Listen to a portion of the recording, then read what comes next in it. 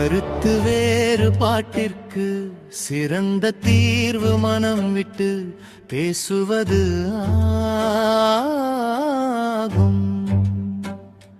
கருத்து வேறுபாட்டிற்கு சிறந்த தீர்வு மனம் விட்டு பேசுவது ஆகும். வீணே சண்டை சச்சரவில் ஈடுபடக்கூடாது. நம்முடைய வளர்ச்சிக்கு காரணமாக இருக்கும் சீராட்டி பாராட்டி வளர்த்த பெற்றோர்களை மறக்க கூடாது.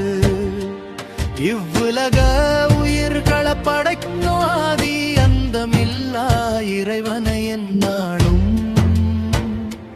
மறக்க கூடாது. வன்முறையாளர்கள் விருப்பு வெறுப்பு இன்றி அப்பாவி பொதுமக்களை கொள்ளக்கூடாது. இது மனிதநேயமற்ற செயல்.